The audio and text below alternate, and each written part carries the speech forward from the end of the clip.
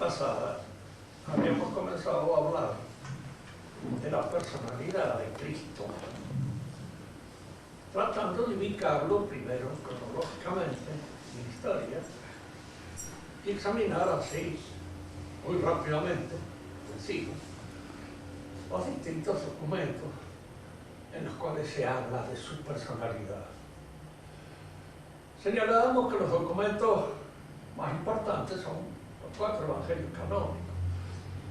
Pero es indudable que los 4 evangelios canónicos hablan de Cristo como el Mesías, es decir, como Dios mismo hecho carne.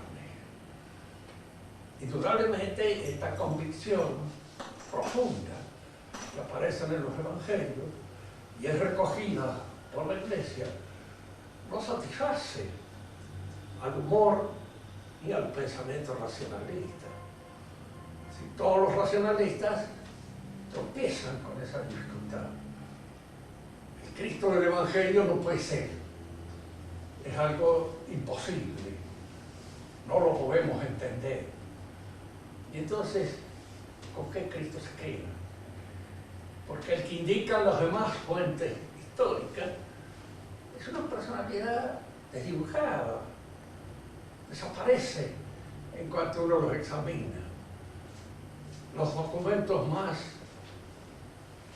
diríamos, inmediatos a la vida de Cristo, aquellos que de alguna manera todavía suponen de que pueden haber tenido una experiencia personal de su presencia, esos documentos son muy débiles en cuanto a la personalidad que presentan. Y en el mejor de los casos, estos testigos están perplejos, no saben bien qué era este personaje. Para nosotros lo único que queda es la interpretación de la Iglesia que da sentido a todo lo que los evangelios dicen.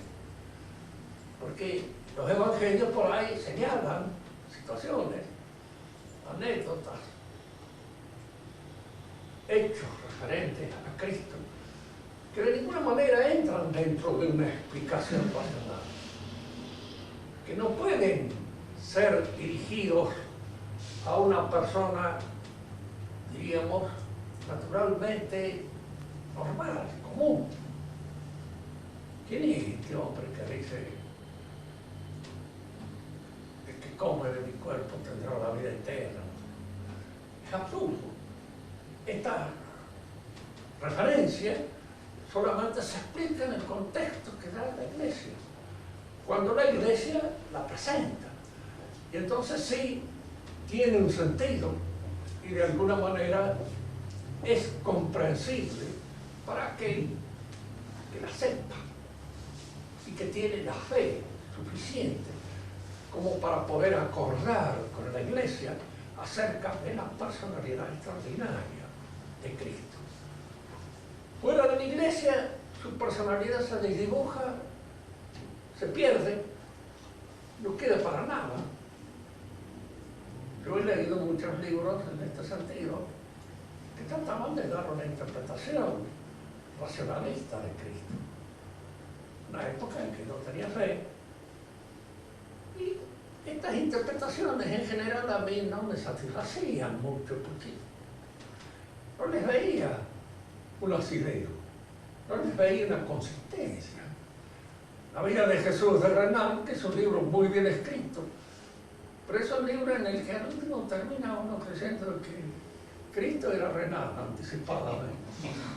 Es decir, él de alguna manera da una interpretación de Cristo que es la de su personalidad, tan bueno que se parecía, podría decir, de Cristo.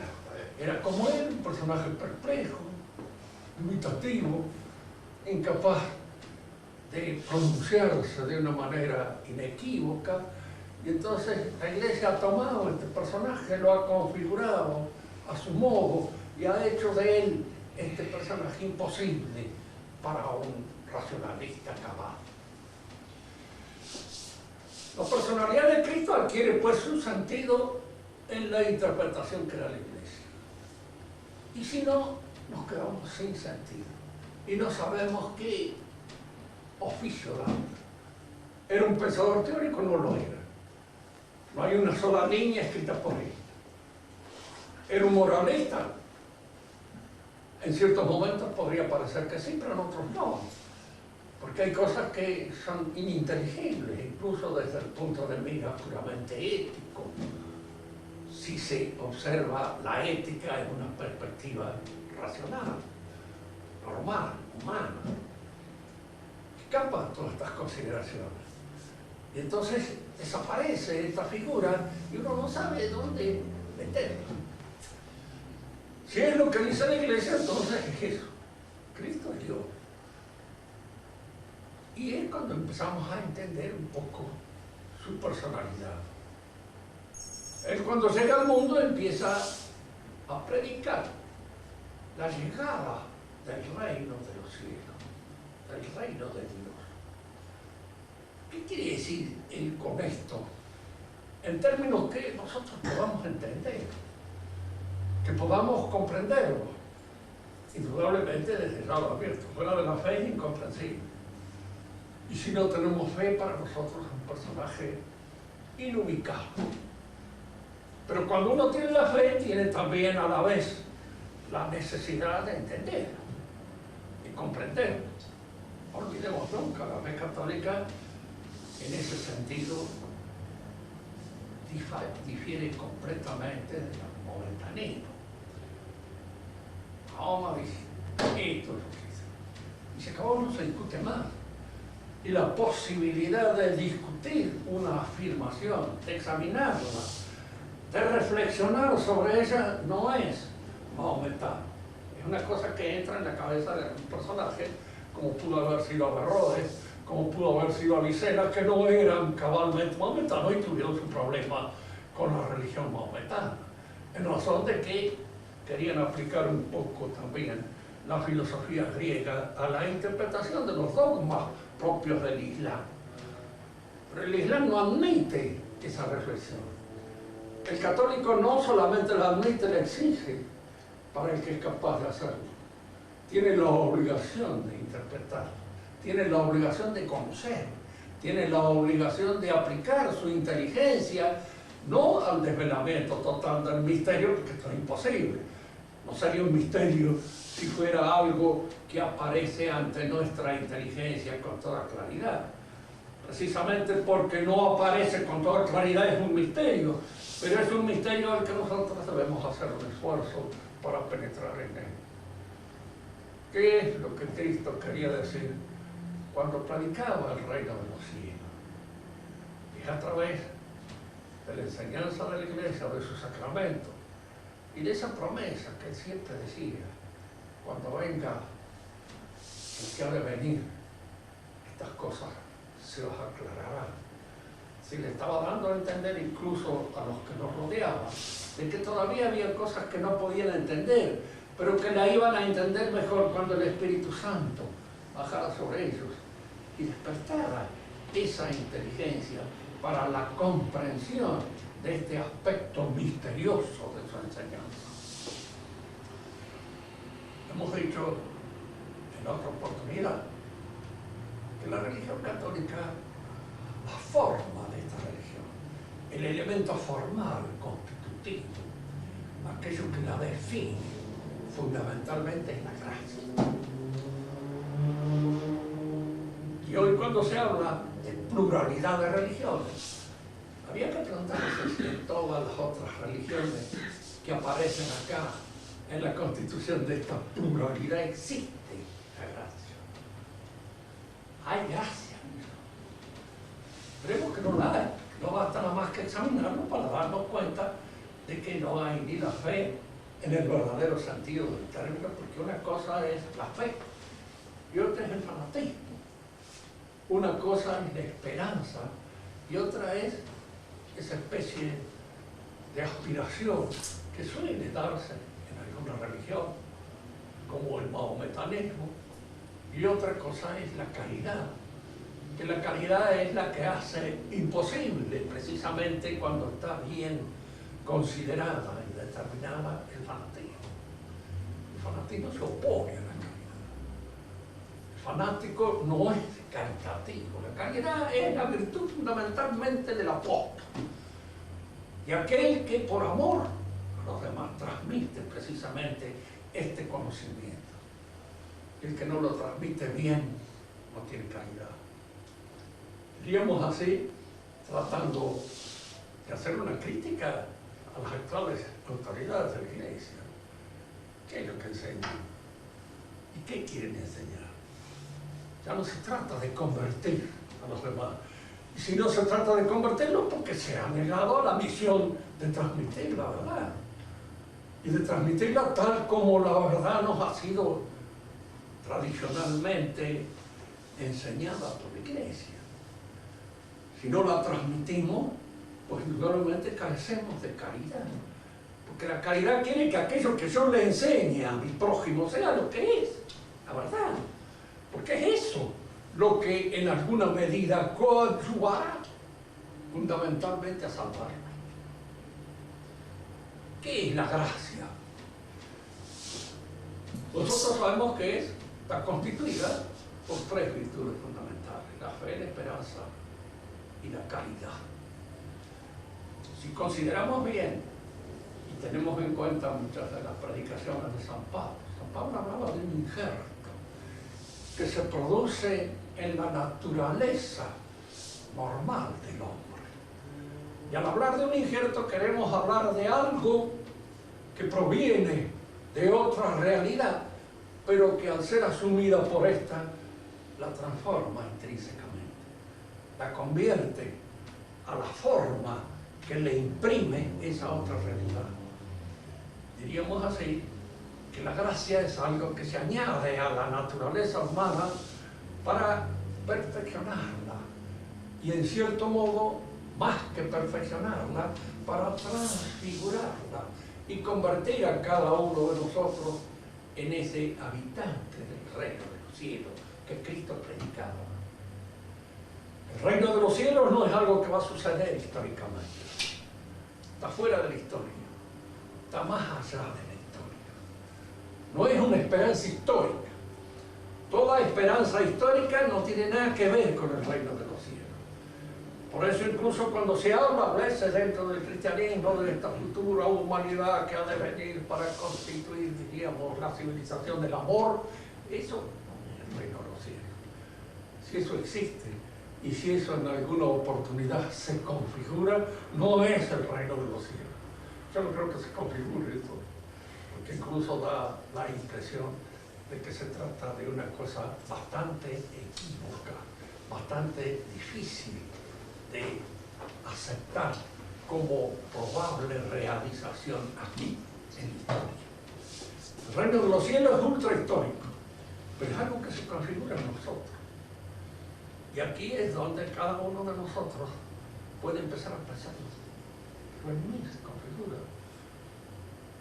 ¿En qué se me manifiesta esa transfiguración que se está realizando en mí? ¿En qué se manifiesta? Soy un hombre como cualquier otro. Soy un pecador. A veces más que cualquier otro, porque los otros a veces ni se dan cuenta de que están en el pecado. Y yo sí. Yo me doy cuenta de que cometo pecado. Yo sé que estoy pecando. Y yo sé que de alguna manera estoy, diríamos, traicionando esa realidad que en mí se realiza, que en mí se efectúa. Ustedes piensen, a través de la fe, yo acepto la palabra de Dios como proveniente de Dios. Sin la fe, esa palabra puede ser para mí cualquier cosa, proveniente de cualquier lado. Es la fe la que me permite captarla como proveniente de Dios. Y es aquí donde yo me encuentro también a la vez en la necesidad de explicarme un poco este misterio. Yo puedo aceptar la palabra de un hombre, de cualquiera de los hombres, pero al aceptar su palabra no la acepto a él. ¿Por qué? Porque hay hombres que son muy auténticos y en los cuales no hay entre ellos y su palabra una aspiración al disimulo, un deseo de engañar, un deseo de mentir, pero no lo hay. Y muchas veces la palabra no tiene nada que ver con lo que el otro dice y con lo que el otro es. La palabra es un artificio al que yo apelo, sea para expresarme o sea para engañar, para no expresarme, para traicionar, en cierto modo, eso que yo soy y hacer aparecer ante los demás otra cosa. Pero la palabra de Dios es Dios. Y entre Él y su palabra no hay solución de continuidad. No hay un abismo, no hay una separación, no hay un lapso que diga que la palabra de Dios es una cosa y Dios es otra cosa. Él es su palabra. Y si yo acepto su palabra, estoy incorporando a mi mente la misma realidad de mí. Es ella la que en ese momento está existiendo en mí, se realiza en mí y se realiza en mi inteligencia. Esto es lo que se llama el misterio de la inhabitación divina en el hombre. Al asumir su palabra, al aceptarla, al hacerla mía, en cierto modo la presencia de esa palabra en mi espíritu está ayudándome a transfigurar. Pero es indudable que a pesar de la gracia, sigo siendo una naturaleza caída. Y la caída de la naturaleza, en alguna medida, también está presente junto con la palabra de Dios. De manera que el cristiano es un hombre que indudablemente está en un peligro mucho más grande que el que se encontraba el pagano. El pagano tenía que elegir entre un mal y un bien natural. El cristiano tiene que elegir entre un mal y un bien sobrenatural. Y al decir de un mal sobrenatural, queremos decir que cuando en alguna manera tergiversa la palabra de Dios, llevado por sus vicios, llevado por su mala inclinación pecaminosa, está dejando introducir en él mismo la presencia de otro, también sobrenatural. Está de alguna manera dejando entrar en él al demonio, está dejando entrar, que se apodere, y que a veces entra, diríamos así, corruptoramente en la palabra divina y la convierte en un principio, diríamos así, de perversión espiritual muy grave, y que no solamente afecta al cristiano individualmente, sino que puede afectar a toda la civilización que surge de ese hombre contaminado por la perversión de la palabra. La palabra entra en nuestra inteligencia, y al entrar en nuestra inteligencia nos descubre un panorama que no es abierto al conocimiento puro y exclusivamente natural. El hombre naturalmente no puede conocer esta dimensión que le revela la palabra de Dios. Por eso aquellos que dicen, ustedes tienen el dogma, y el dogma es una especie de atadura con la cual se atan y ligan su inteligencia, que les impide ver el camino. El dogma no me ofrece esa posibilidad de central. Dilata mi horizonte y en cierto modo diríamos me hace que vea el mundo bajo una dimensión que naturalmente no lo veía. Fíjense, hay cosas que pertenecen al mundo de nuestra experiencia.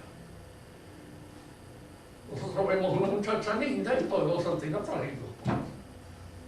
Y esa atracción puramente física es una atracción natural. Pero si yo empiezo a verla sobrenaturalmente, me hago el esfuerzo para verla sobrenaturalmente y verla como criatura. Estoy descubriendo en ella, en alguna medida, una dimensión, un lazo que la ata a Dios, que ya no es explicable desde un punto de mira pura y exclusivamente natural, que tiene que ser explicado sobrenaturalmente. La palabra de Dios inhabita en nosotros, nos presenta un mundo mucho más amplio y más complejo que el que habitualmente nosotros conocemos. y nos hace ver las cosas en una perspectiva distinta, aquella perspectiva que descubre la razón natural. Esto está descubierto por la razón sobrenatural. La pregunta es: ¿qué nos hacemos nosotros esto? Si efectivamente la gracia nos transforma, nos va transfigurando, fíjense, con la ayuda nuestra, porque la gracia la podemos aceptar como elemento transfigurador, pero podemos también oponernos a ella y de alguna manera contrariar el efecto de la gracia. Esta es una cosa que no ve bien Lutero y que no sé qué diablo ha pasado en la mente de estos teólogos que han hecho un arreglo con el luteranismo para llegar a través de un lenguaje que es un modelo en el disfraz de los verdaderos lenguajes teológicos. Es de una filología teológica tremenda, que habla de la perversión intrínseca que alimenta el alma de estos nuevos teólogos. Cuando llegan a una especie de arreglo, que puede ser. Para Lutero la gracia obra sin la ayuda de nuestra naturaleza. Obra son nosotros. Nos salvamos por el sacrificio de Cristo. Y solamente en la fe en que ese sacrificio nos salva está la posibilidad de salvación. Mucho más fácil para nosotros, porque podemos vivir tranquilamente llevándonos por la espontaneidad de la naturaleza caída sin que tengamos ninguna obligación de transfigurarnos de acuerdo con las solicitudes de la gracia. Pero en el pensamiento católico no. Esa transfiguración la hace la gracia con nuestra colaboración. Y esta colaboración se da precisamente cultivando la fe, la esperanza y la caridad. La fe, la esperanza y la caridad que constituyen la gracia son como una semilla de vida que entra y penetra en el niño recién bautizado. Pero esta semilla de vida necesita crecer, y crecer a la par de nuestro crecimiento natural. Eso que le damos al niño en el catecismo, al niño grande hay que dárselo ya en una forma teológica, porque ya no es un niño, y entonces no se puede alimentar con leche. Ahora hay que darle otra cosa, vino, y darle algo, un alimento, diríamos, que sea más de acuerdo y de conformidad con su contextura, con su crecimiento, con su madurez. Por eso no hay que abandonar nunca estos conocimientos que se incoan en el catecismo. Hay que seguirlos, y hay que seguirlos de alguna manera adentrándonos en ellos, porque tiene esto que ir creciendo junto con nosotros, porque si no nosotros crecemos en el orden natural y nuestra fe queda en la dimensión de la infancia, y no es nada más que una fe infante que no podemos a veces ni defender delante de la agresión moderna frente a la fe. Lo que nos interesa a nosotros destacar es esto: el hombre cristiano es el hombre que recibe esta fuerza transfiguradora que es la gracia, y el que de alguna manera coadyuva a su perfeccionamiento. Pero esto que sucede en el hombre transformado por la fe no tiene su proyección en el orden total de la civilización. Y esto es a lo que nosotros queremos llegar. Ahora, la civilización tiene tres expresiones espirituales fundamentales, principales. Hablo de otras que pueden ser un poco más borradas. La ciencia, el conocimiento metódico, científico, el arte, la política, la economía, y la idea que el hombre se hace de su propia realidad psíquica, espiritual y corporal. Estas 5 cosas sufren una transfiguración por efecto de la gracia en el proceso de una civilización. Sí. se advierte en nuestra civilización ese impacto transfigurador de la gracia en el conocimiento, en la política, en la economía, en el arte y en la idea que el hombre se hace de sí mismo. Y podemos decir que sí. ¿Por qué? Porque estas actividades espirituales, que son propias del hombre, tienen que ser de una manera muy distinta cuando el hombre sufre la transfiguración provocada por la gracia. Tienen que darse de otro modo. Empecemos por una referencia al conocimiento, porque es el primero que está afectado por la fe. La fe, indudablemente, entra y tiene como sujeto la inteligencia. Fíjense que en este sentido también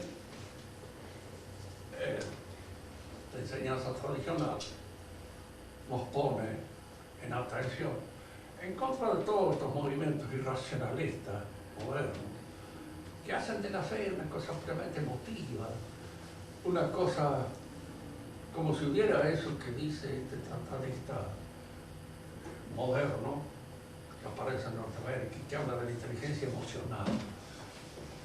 Yo no lo he leído al libro, he oído comentar. Uno de mis hijos lee cuando cae en la mano de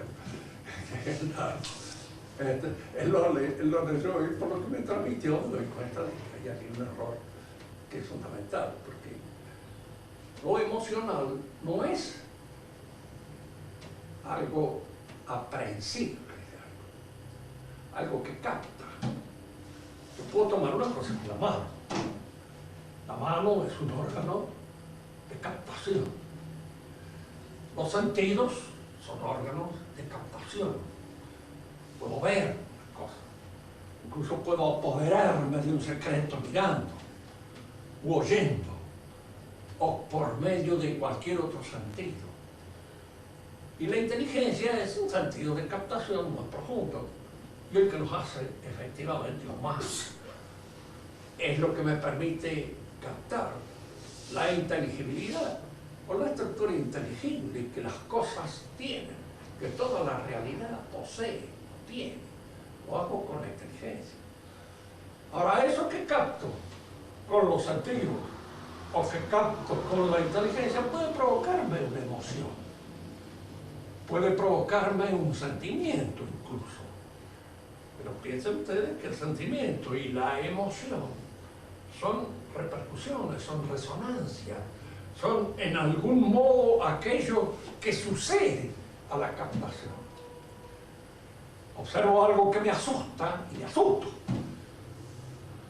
Pero no es el susto lo que me hace captar las cosas, el susto es lo que me provoca la captación previa por los sentidos de aquello que me amenaza. Si yo veo la amenaza en un hombre armado, indudablemente me puedo asustar. O me puedo encolerizar, a veces eso depende del temperamento de cada uno. Pero ni la cólera ni el susto son algo que en alguna medida coadyuvan a una mejor visión de la cosa. Pueden ser, a veces, diríamos así, una gran alegría me permite ver mejor una realidad. Puedo yo comprender mejor a una persona si la quiero, pero tengo que comprenderla con aquellas facultades que sirven para captar la realidad, con la inteligencia o con los sentidos. La emoción que eso suscita, eso no es captativo, es el resultado, es la resonancia que provoca la primera aprehensión, la captación de la realidad que me asusta, que me alegra o que me encoleriza. No es la cólera que me hace ver. Ahora, indudablemente que las pasiones a veces ayudan o no ayudan. Supóngase que, por ejemplo, la simpatía que yo puedo sentir por un alumno en un examen puede ayudarme a ponerle una nota mejor, de cero. Y la antipatía tal vez provocarme un movimiento, diríamos así, de rechazo. Pero el acto justo es aquel que de alguna manera objetivamente da a esto según su derecho. Me enoje o no me enoje, me guste o no me guste, cuando el acto justo se produce es un acto espiritual. del reconocimiento del derecho ajeno. Es indudable que la simpatía puede ayudar a comprender a una persona, porque puedo poner en ella más atención, pero siempre lo que comprende es la inteligencia. Lo que ve es la vista, lo que oye es el oído y lo que entiende es la inteligencia. No hay tal inteligencia emocional, aunque las emociones pueden participar de los actos inteligentes, pero siempre como resonancia, siempre como consecuencia de la captación de una realidad. Vamos a empezar entonces por ver si efectivamente el conocimiento puede ser transformado por la gracia. Y esto puede proyectarse a todo el orden de una civilización. Conocemos la realidad, el mundo, lo que es. Los griegos se preguntaban precisamente en su filosofía qué es lo que verdaderamente es. La pregunta esencial del pensamiento filosófico griego es esta. Y la respuesta está dada precisamente en esa ciencia que se llama la metafísica. Fíjense que hoy es una ciencia no solamente olvidada, sino que es una ciencia despreciada. La nueva división de la ciencia que aparecen allí en los modelos que nosotros tenemos a veces que aprender, es de ciencias naturales y ciencias sociales. En primer lugar, partamos de que todas las ciencias son sociales, porque no hay ni una que pueda ser hecha por un solo hombre y que en realidad esté relacionada con él. En segundo lugar, la naturaleza, la sociedad es naturaleza también, de manera que lo social no separa de lo natural. Esta es una separación forzosa, arbitraria, en alguna medida contraria a lo que es. Yo siempre prefiero la vieja clasificación de Aristóteles, que me parece de más adecuada. Y algún moderno me dirá, ¿qué es esa con Aristóteles? 300 años antes de Cristo, ¿por qué no va a algo más anacrónico todavía? Bueno, pero hay muchas cosas que se han dicho en el terreno de la ciencia que van en serio, que son válidos, fueron válidos antes y siguen siendo válidos ahora. En materia de ética, de Aristóteles está, pues no se adelanta un poquito. Nada, al contrario, lo que se ha hecho es echar a perder muchas de las cosas que se han dicho tan perfectamente bien dichas en la ética aristotélica. Y esto cualquier hombre que haya frecuentado un poco la filosofía se da cuenta. La metafísica es una ciencia, es un saber. Es un saber que trata de averiguar qué es lo que verdaderamente es. Los griegos entraron en este conocimiento y profundizaron esta pregunta y trataron de responderla con suertes diversas, pero en alguna medida, tanto en el sistema de Platón como en el de Aristóteles, dieron una respuesta muy cabal. El cristianismo ofrece una respuesta que en alguna medida venga a satisfacer este impulso cognitivo de los griegos. En primer lugar, el cristiano sabe ya que el mundo en el que él está es una cosa creada y sostenida por una inteligencia que la crea y la sostiene en su realidad. Si todo esto que nosotros vemos, nosotros mismos, nuestra propia conversación, todo esto está realizado en función de que Dios lo piensa y lo quiere. Yo soy algo en el pensamiento de Dios. ¿Qué es lo que yo soy en el pensamiento de Dios? Yo no lo sé. Yo no lo sé. Dios lo sabrá. Es Él el que lo sabe. Pero en alguna manera sé que soy algo en su pensamiento. Y al decir que soy algo en su pensamiento es cuando yo me propongo decir, voy a tratar de ser lo más posible que pueda arrimarme a eso que tanto yo quiero. Es muy difícil a veces averiguarlo, por supuesto. Y aquí está toda la problemática suscitada por la filosofía moderna existencialista, que fin de cuentas surge de un pensador religioso que fue Kierkegaard, y que en cierto modo lo que él quería saber es si Dios es un poeta y el mundo un poema. Indudablemente esta palabra del poema que soy yo no puede ser una cosa inútil. Algo ha querido decir conmigo. ¿Qué es lo que Dios ha querido decir conmigo? Eso es lo que me gustaría averiguar. Y eso es, de alguna manera, lo que constituye el acicate de este pensamiento existencialista, la parte buena. Veremos en otra oportunidad si examinamos. Por lo que nos interesa a nosotros indagar es esto.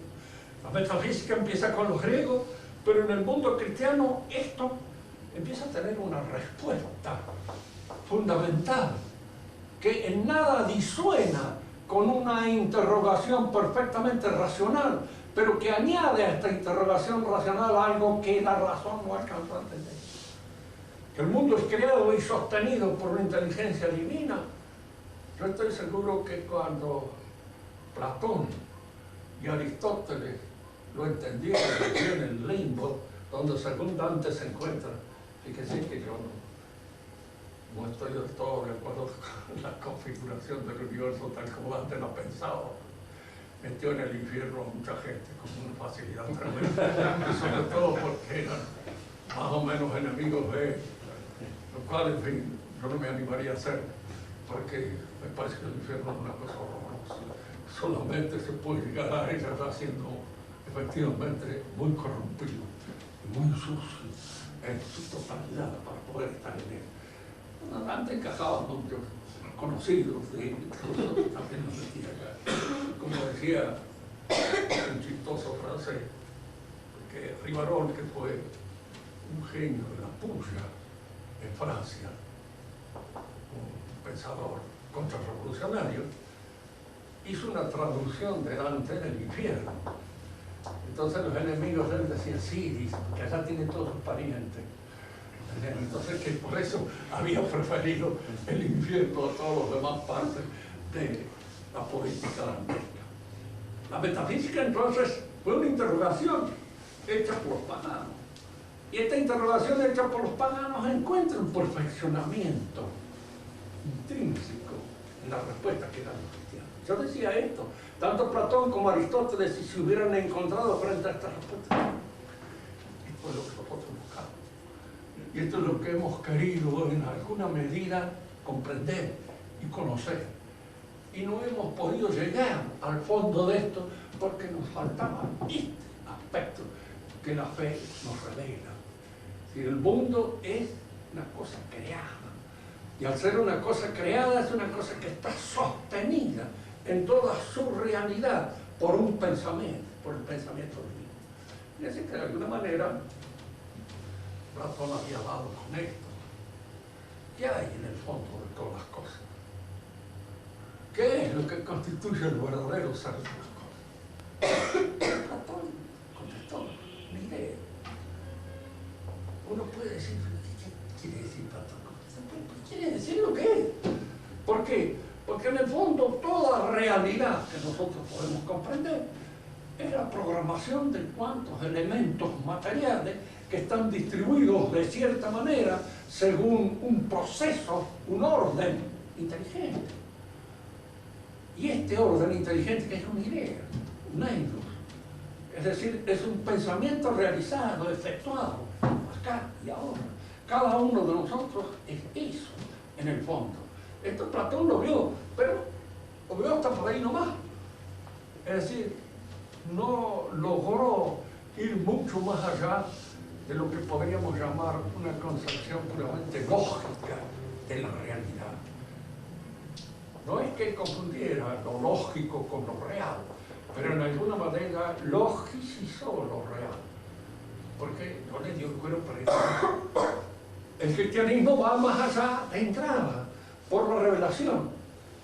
Dios nos revela que el mundo ha sido creado. Y entonces, ¿el verdadero ser cuál es?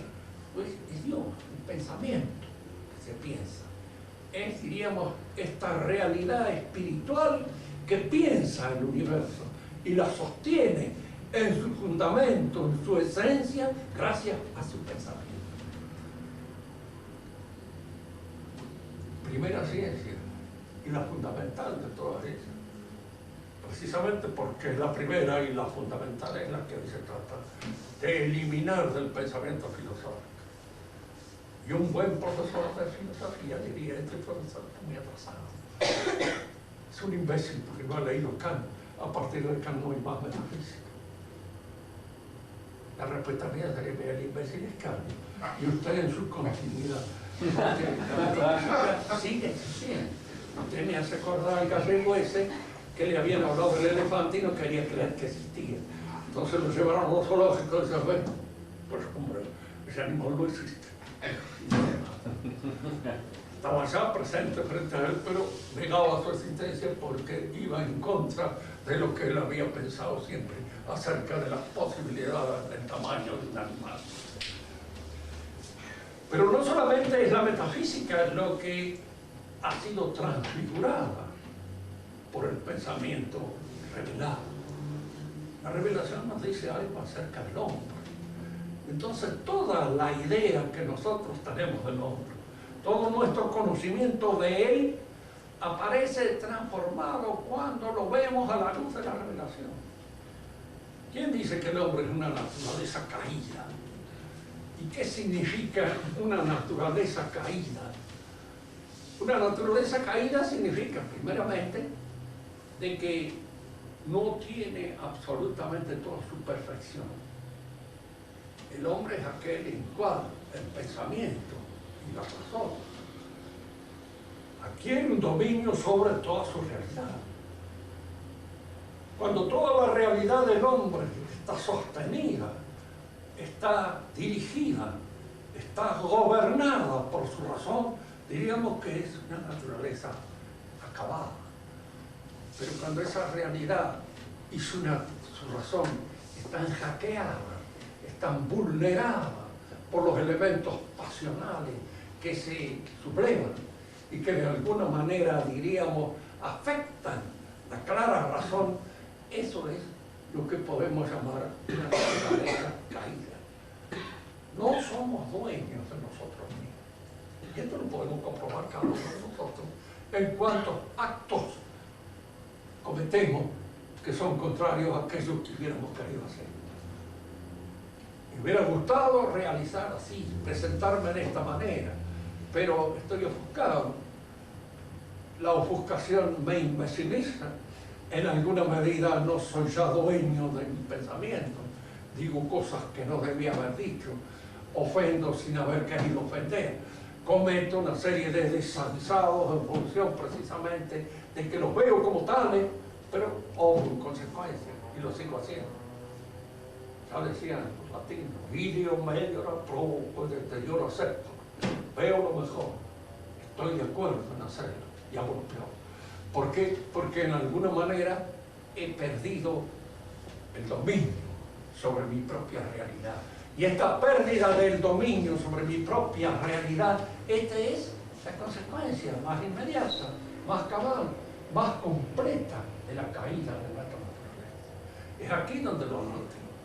Y es aquí en donde en alguna medida también el pensamiento moderno, sobre todo el existencialista, que es el más profundo, es el que ha visto esto. El hombre o es un angustiado, o es un desesperado, o es un fracasado.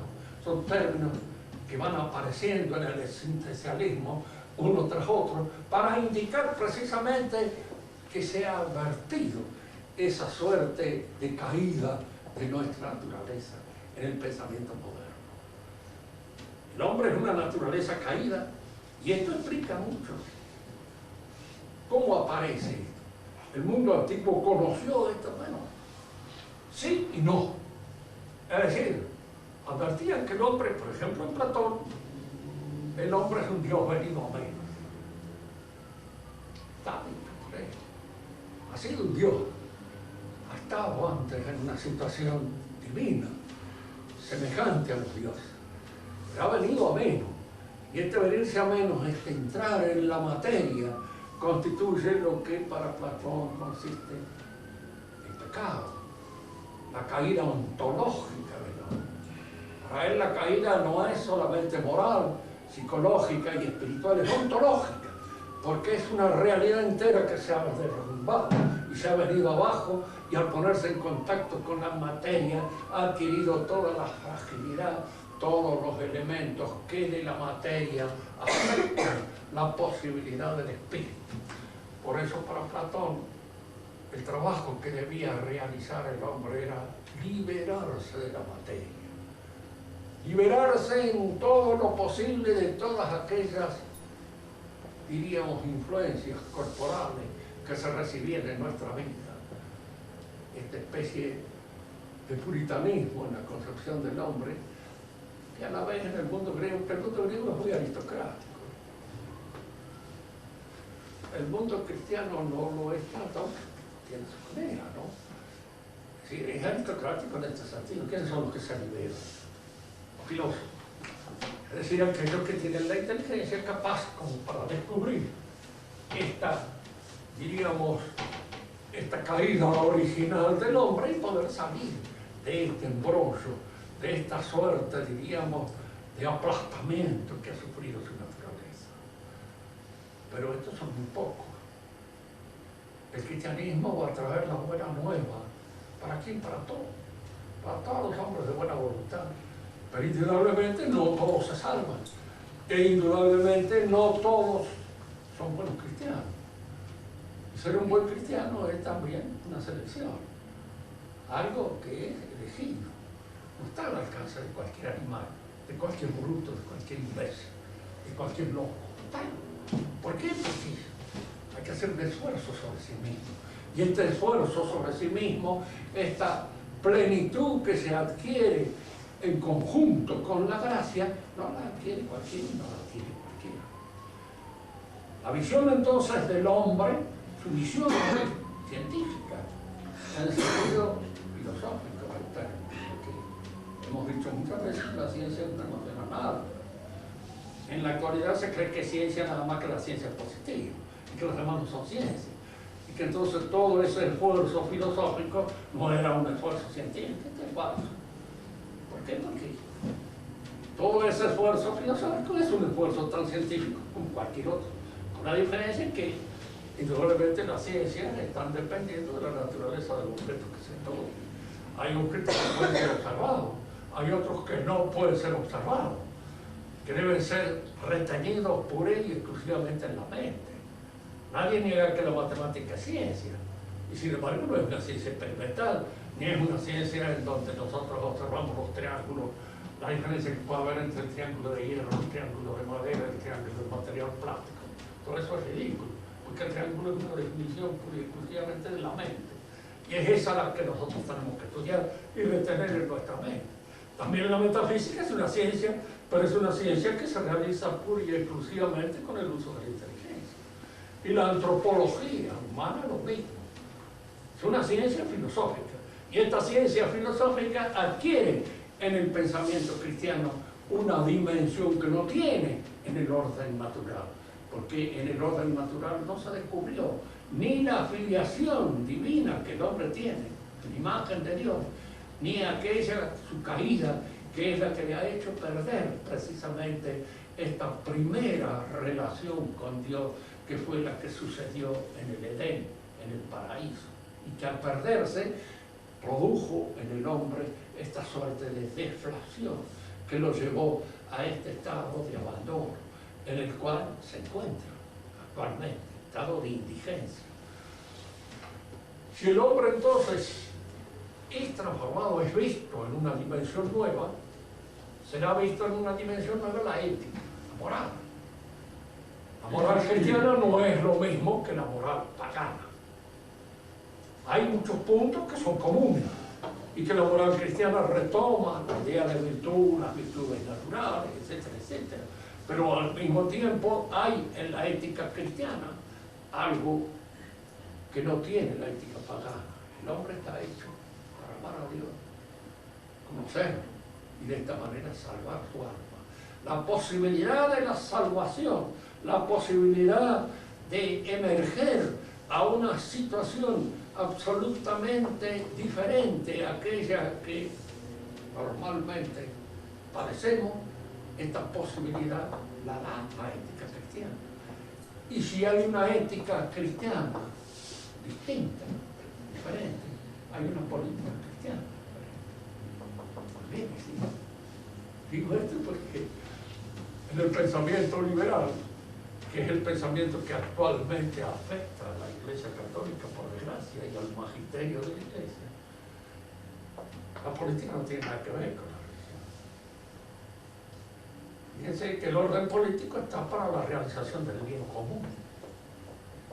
Y el bien común tiene como analogado principal a Dios. Cree que el político no debe colaborar para que nos salvemos. Y debe hacer todo lo posible para que el hombre pueda realizar un orden de convivencia capaz de llevarlo a su salvación, ¿o no? Indudablemente la respuesta cristiana es sí. Para eso, precisamente, el orden político debe estar subordinado a ese magisterio de la Iglesia. Y esta subordinación no es política, es religiosa. ¿Qué queremos decir con esto? Queremos decir que el político es libre de realizar todas aquellas cosas que su inteligencia política le permite ver en orden al bien común. Eso es propio del político.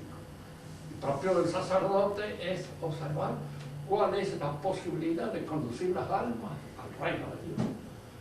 Pero indudablemente estas dos faenas, si bien distintas, no están separadas, están subordinadas la una a la otra. Y es aquí donde el orden político debe estar subordinado a nuestra religión. Esto se dio en la Edad Media, por lo menos como aspiración, por lo menos como deseo, tanto por parte de los políticos, un San Luis, como por parte de la religión. Y que en la actualidad esto está roto y deshecho. Entonces tenemos aquí una serie de ciencias, es cierto que el cristianismo no nos ha dicho nada sobre las botánicas, ni nos ha dicho nada sobre la zoología, ni nos ha dicho nada sobre un montón de ciencias positivas en las cuales la posibilidad de obrar libremente y de pensar libremente está dada siempre y cuando respetemos la jurisdicción que corresponde a esa ciencia. ¿Y quién establece la jurisdicción de la ciencia? La metafísica. Es esa la que establece la jurisdicción de la ciencia. Y la metafísica cristiana, que está precisamente iluminada por la presencia de estas verdades que nos vienen por la fe. En la próxima clase continuaremos esta reflexión sobre la influencia del cristianismo, de la religión en la ciencia, y entraremos sobre su influencia en la política, sobre su influencia en la economía, sobre su influencia en el arte y finalmente sobre su influencia en la misma idea que el hombre se hace de su propia realidad. Si quieren hacer alguna pregunta,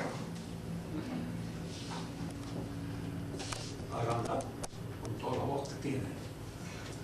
Pero no es, a mí no hay necesidad de que me hablen muy alto. Claro, como cuando hablan a los alumnos en las clases. Entonces así, ¿no? Generalmente a los que son profesores que tienen el hábito de hablar con los alumnos los entiendo más fácilmente que a los otros. ¿Qué dice padre? Mencionó que la ética lleva al obrar tanto del político, creo que también como del religioso, ¿no es cierto? Y su accionar nos debe llevar, o les debe llevar, al bien común. Entonces, respecto a una situación de actualidad, por ejemplo, toda esta serie de pedidos de perdón que el presidente romano pontífice ha realizado, ¿hay algún modo, alguna avenida que condujera al bien común en este sentido? Mire, le voy a hacer una respuesta un poco más amplia en este sentido. Hay virtudes que son efectivamente virtudes. Y a veces hay actitudes que tienen una apariencia virtuosa, pero que no son virtudes. Y pueden haberse ser todo lo contrario de la virtud. Nuestro Señor le da un bofetón en una mejilla y pone la otra. No todos podemos hacer eso. Más, no lo debemos hacer muchas veces, porque le estamos dando lugar al agresor injusto a que obre injustamente. Entonces hay que contestarle con un buen sopapo en un momento determinado. Fíjese que la diferencia es esta. ¿Por qué nuestro Señor puede poner la otra mejilla? Porque le sobra fuerza para aplastarlo y tirarlo. Pero aquel que le tiene miedo a otro y que dice, le puse la otra mejilla, ¿sí? ¿Por qué le pusiste la otra mejilla? ¿Porque te sobraba ánimo para aplastarlo o porque tenías miedo? ¿Eh? Si es porque tenías miedo, no es ninguna virtud, porque el miedo no es virtud, al contrario, es un vicio. Y es de alguna manera un vicio, pero es un vicio disfrazado, es un vicio que aparece enmascarado con un aspecto de generosidad. Digo esto porque a veces los pedidos de perdón son auténticos y verdaderos. Cuando yo voy y confieso ante el sacerdote en el que yo soy tal cosa, que generalmente no es precisamente un techado de perfecciones. Voy, pido el perdón que corresponde. Pero si yo, no tengas miedo, mijito, yo voy a pedir perdón por vos de todas las cosas que vos podés haber hecho. Eso es falso. Es una actitud falsa. Es una actitud comandada pura y exclusivamente por la publicidad. El efecto y el objeto de esas actitudes es adquirir un consenso barato, amplio, universal y fácil. Porque todas las viejas, más o menos ridículas, que están por ahí, lloran. ¡Ay, qué bueno! ¿Cómo pide perdón? ¿Sí? Le pidió perdón a los judíos y probablemente les pidan perdón porque dicen que Jesucristo se ha hecho matar por ellos. No que ellos lo han matado, sino que otros que los ha obligado a que lo maten. Y entonces, de esta manera, diríamos esto, hay que pedirle perdón en nombre. Pedir perdón porque le hemos ganado a los turcos la batalla del Espanto, por ejemplo. Pedir perdón. Cosas absurdas. Tienen un efecto. Lo que pasa es esto. Entre los asesores actuales del Papa están los managers. Entre ellos Jaime Valls, uno de los principales managers. Le dicen, ¿qué look tiene que vender el Papa? ¿Cuál es la figura que hoy se compra? El Papa Pacífico. Ya empezó con Juan XXIII y ha ido progresando cada vez más pacífico. Ahora, más pacífico que este, no sé ya cuál será el que venga. Probablemente se ponga en la plaza de San Pedro a que todo judío que pase le pegue una patada en el trasero, porque es lo único que falta para acabar perdiendo perdón de todo. Eso es falso. Y son falsas porque son falsas las virtudes. Recuerde la fábula de la zorra, que no podía alcanzar una uva y decía, no dum matura es, todavía no está madura. Pero porque no la podía alcanzar. Entonces, hay a veces que en nosotros hay virtudes de esa naturaleza. Es decir, hay cosas que más bien somos impotentes y en razón de la impotencia tratamos de justificarla. Pero no es porque seamos generosos, porque seamos altos, porque seamos, diríamos así, nobles, sino que es precisamente por falta de capacidad y que aparece disfrazada en muchos, y especialmente entre los religiosos, entre los católicos más religiosos, aparece disfrazada como un aspecto de virtud. Hay entre nosotros la misericordia, por supuesto, pero no olvidar nunca de que la misericordia no puede ofender a la justicia. En Dios la misericordia se da con la justicia. Y el acto misericordioso es, en Dios, al mismo tiempo, un acto justo. Ahora, cuando nosotros extendemos la misericordia y más allá de la justicia, cometemos actos de injusticia flagrante, porque estamos aconsejados o llevados por una falsa misericordia, es una falsa virtud. No es misericordia, es otra cosa. Es cualquier cosa.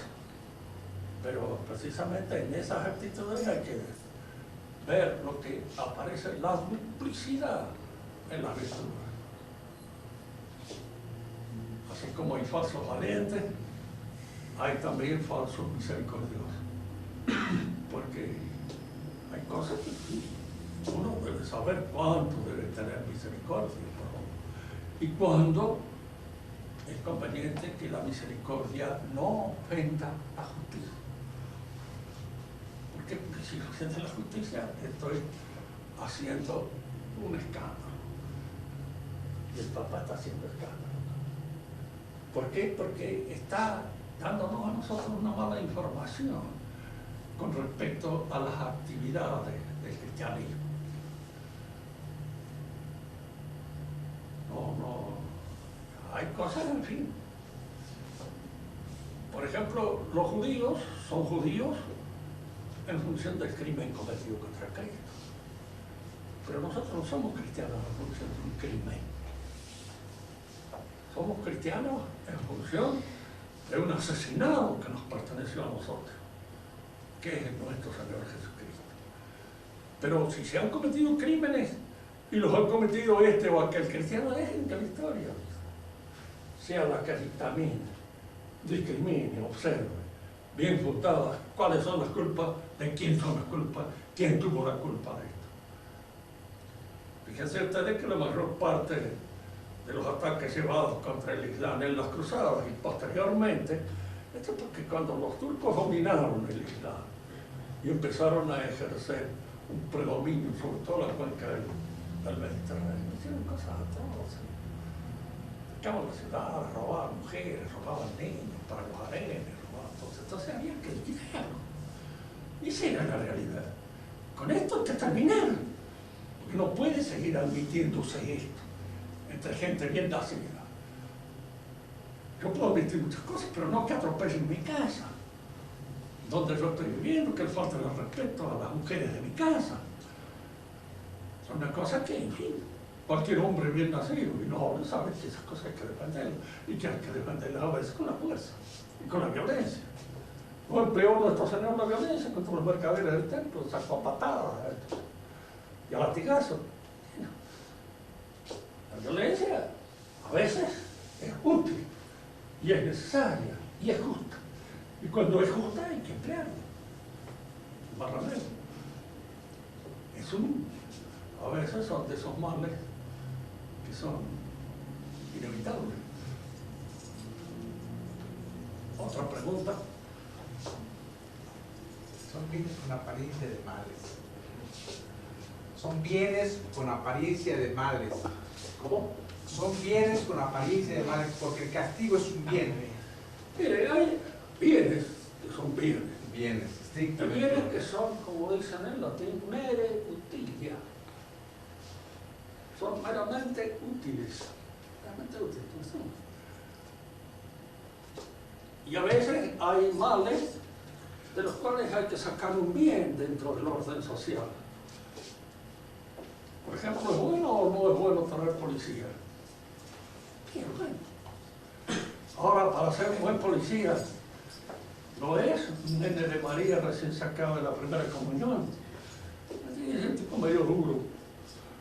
Y de alguna manera un hombre que sea capaz, a veces, de ejercer con justicia su fuerza. Y otras veces, no tanto. Pero esa gente hay que tenerla en cuenta, porque si no, eso no. Yo me acuerdo que una vez, estando empleado en la policía, pero yo era empleado de adentro, como del gabinete de identificación. Pero una vez vi que le daban una mazurra a un tipo, pero que lo dejaba preso. Entonces le pregunto al comisario, porque a mí me daba asco, es como cascaba, si hubiera sido capaz de pegar. Le digo, pero es necesario, digo así. Si encontrás otro método, avísame, porque lo podemos emplear. Dice, pero gracias a esta paliza hemos descubierto un montón de cosas que están relacionadas con estos robos que se han producido. Ahora ya hay otro método. Y si no, habrá que reconocer que esa página es mere utilidad.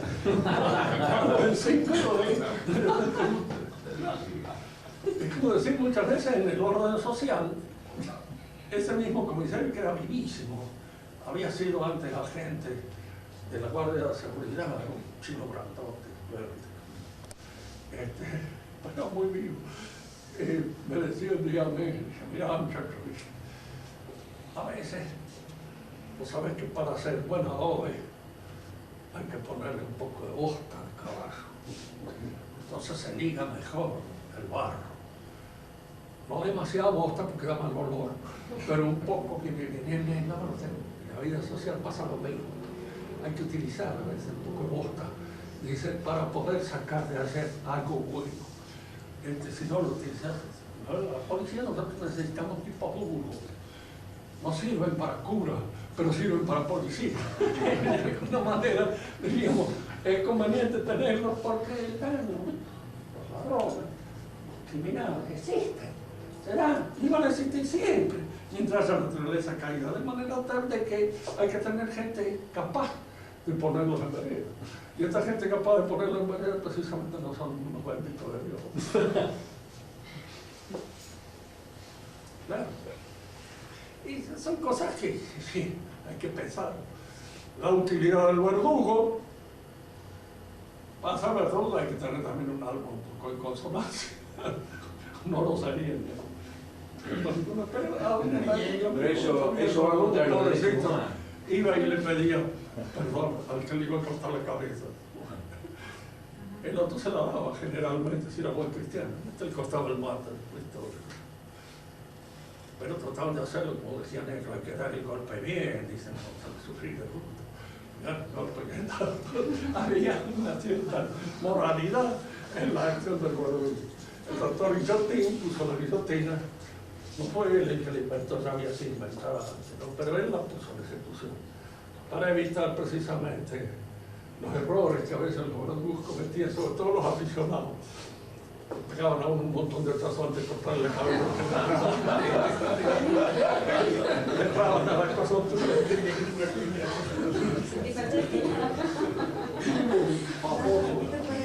En Francia, el conde de Calais, que es una oreja, pero no le está de cabeza. Y en esos contiqueros a veces no puede ir la muerte en la cabeza. Al conde de Calais no estaba el verdugo, estaba enfermo, y tuvieron que ir un verdugo aficionado, bueno, un aficionado, empezó a cortarlo como oveja estilada por turco, lo cortaba por todos lados, hasta que el público empezó a gritar, que los retos, los maten al verdugo, ya querían matar. Le dan media en eso de ejemplarlo, muchas cosas. Cuando se daba una obra de teatro, había que tener cuidado, porque siempre a uno le tocaba hacer de Judas. Pero al terminar la obra, el que hacía de Judas tenía que sacar, porque lo querían matar. Entonces, desaparecía, siempre había un lugar para hacer desaparecer la obra. Pero le tenían bronca durante un tiempo, ¿no? Nos perseguía a mí me recordar, en mi pueblo una vez daban una obra de teatro, esas abacalabrantes que daban los circos. Esta era la de Mateo Van. Mateo Van mata a toda una familia, incluso agarra a la chica más chiquita y la tira un pozo. Cuando le fue a tirar el pozo salió un gordo enorme que había allí, saltó. ¡Hereje de todo el poder! Sacó un cuchillo, no dejó matar a la chica. Se arruinó la obra. Como ese que gritaba, porque este es famoso, y fue en mi pueblo también. Cuando lo van a saltar a Martín Fierro, que se quiere, Juan Moreira, que se quiere escapar por una pared, parece el sargento Chirino que lo va a clavar. Y uno le grita, ¡cuidado atrás, Juancito!